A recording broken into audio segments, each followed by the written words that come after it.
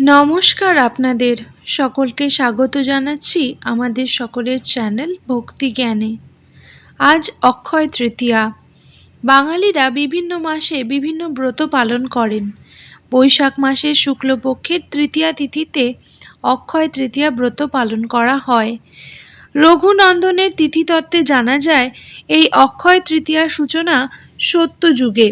সত্য, ত্রেতা, দ্বাপর ও এই কলিযুগেও একই ধারায় এই অক্ষয় তৃতীয়ার ব্রত পালন করে চলেছে মানুষ। হিন্দুদের বিশ্বাস অনুযায়ী যেদিন গঙ্গা দেবীকে দেবলোক থেকে মর্তলোকে এনেছিলেন জনার্দন, সেই দিনটি ছিল অক্ষয় পুণ্য দিন।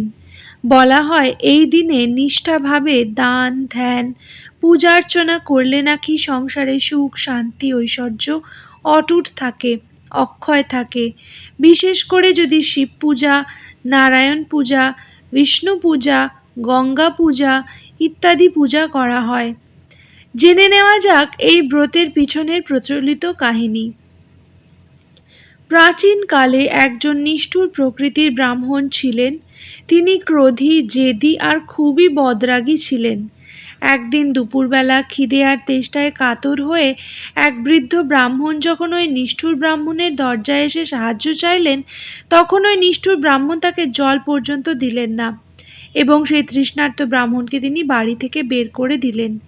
নিষ্ঠুর ব্রাহ্মণের স্ত্রী দূর থেকে এই দৃশ্য দেখে মনে মনে খুবই কষ্ট পেলেন। নিজের স্বামীকে এই কাজের জন্য তিরস্কার করে ওই বৃদ্ধ ব্রাহ্মণের কাছে গিয়ে তার স্বামীর দুর্ব্যবহারের জন্য ক্ষমা চাইলেন। তারপর বৃদ্ধ ব্রাহ্মণের সেবা যত্ন করে তাকে তৃপ্ত করলেন। এই দিনটি ছিল অক্ষয় তৃতীয়া। কালক্রমে ওই নিষ্ঠুর ব্রাহ্মণের মৃত্যু হয়।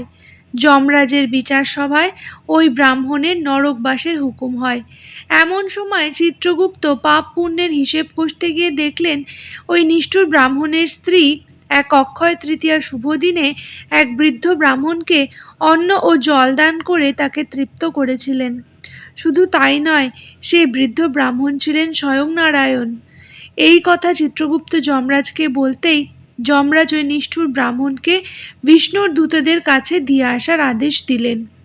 যমরাজ তখন ওই বৃদ্ধ ব্রাহ্মণকে বললেন, তোমার পাপের সাজাস্বরূপ নরকই ছিল তোমার উপযুক্ত স্থান, কিন্তু তোমার পুণ্যবতী স্ত্রী অক্ষয় তৃতীয়ার দিন বৃদ্ধ ব্রাহ্মণকে অন্ন ও জল দান করে তৃপ্ত করায় তোমার বিষ্ণুলোক প্রাপ্তি হলো।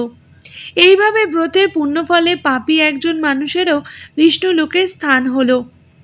অক্ষয় তৃতীয়ার দিন সকালে উঠে স্নানাদির থেকে নিবৃত্ত হয়ে লক্ষ্মী নারায়ণের পূজার্চনা করা বিশেষ ফলদায়ী। ব্রত পালনের প্রথম ধাপে প্রয়োজনীয় উপকরণ যেমন নতুন কাপড়, কলসি, জব, ভুজ্জি, তালপাতার পাখা, গামছা সংগ্রহ করতে হয়। এরপর জব দিয়ে লক্ষ্মী নারায়ণ পূজা করতে হয়। তারপর ভুজ্জি, জল ভরা কলসি, তালপাতার পাখা, গামছা বা নতুন কাপড় ব্রাহ্মণকে দান করতে হয়। এই ব্রত সাধারণত হিন্দু সমাজে পালিত হয় ও এতে শুভ কাজ করার বিশেষ তাৎপর্য রয়েছে। অক্ষয় তৃতীয়া ব্রত পালনের দিন শুভ কাজ যেমন নতুন বাড়ি তৈরি, ব্যবসা শুরু করা, নতুন জিনিসপত্র কেনা ইত্যাদি করা যেতে পারে।